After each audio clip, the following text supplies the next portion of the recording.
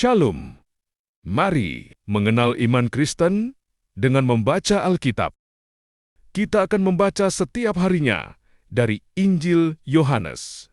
Jadi, ikuti terus channel ini, jangan sampai ketinggalan. Supaya Anda tahu iman Kristen yang sebenarnya. Selamat mendengarkan.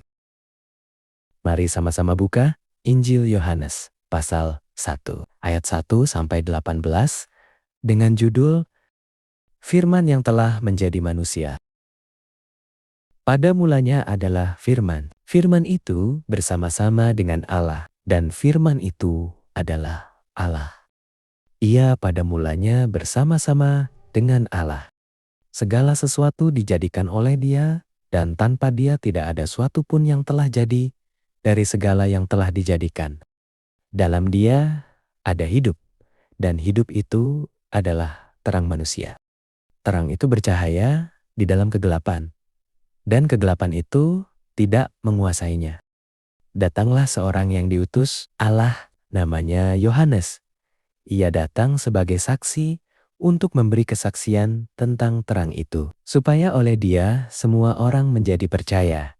Ia bukan terang itu, tetapi Ia harus memberi kesaksian tentang terang itu. Terang yang sesungguhnya, yang menerangi setiap orang, sedang datang ke dalam dunia. Ia telah ada di dalam dunia, dan dunia dijadikan olehnya, tetapi dunia tidak mengenalnya. Ia datang kepada milik kepunyaannya, tetapi orang-orang kepunyaannya itu tidak menerimanya. Tetapi semua orang yang menerimanya, diberinya kuasa, supaya menjadi anak-anak Allah, yaitu mereka yang percaya dalam namanya. Orang-orang yang diperanakan bukan dari darah atau dari daging, bukan pula secara jasmani, oleh keinginan seorang laki-laki, melainkan dari Allah. Firman itu telah menjadi manusia dan diam di antara kita, dan kita telah melihat kemuliaannya, yaitu kemuliaan yang diberikan kepadanya sebagai anak tunggal Bapa, penuh kasih karunia dan kebenaran.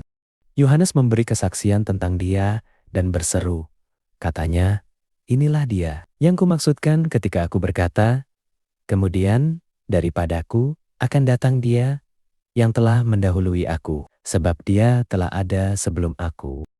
Karena dari kepenuhannya, kita semua telah menerima kasih karunia demi kasih karunia.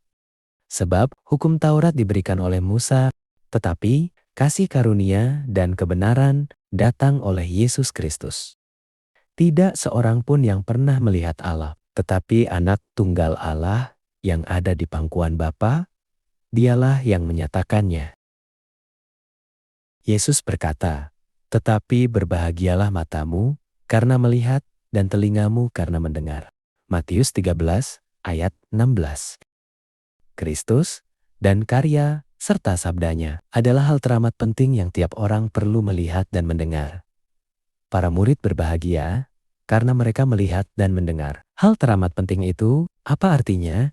Bisa melihat hal yang perlu dilihat dan mendengar hal yang perlu didengar adalah anugerah yang besar, wujud kemurahan Allah.